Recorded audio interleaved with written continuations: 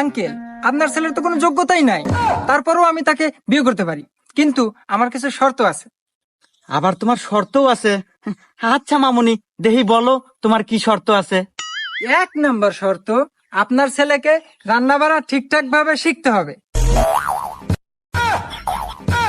শর্ত নাম্বার 2, আপনার ছেলেকে ভালোভাবে কাপড় চোপড় কাচা শিখতে হবে। আর জানেনই তো আমি টিকটক করি, আপনার ছেলেকে খুব ভালোভাবে ক্যামেরা ধরাটা শিখতে হবে। আমার কোনো কথাই অবাধ্য হওয়া যাবে না। আমাকে খাইয়ে দিতে হবে, ঘুরতে নিতে হবে, আমাকে ভালোবাসতে হবে, আমাকে সবকিছু করে দিতে হবে, আমাকে কাপড় করে দিতে হবে, আমাকে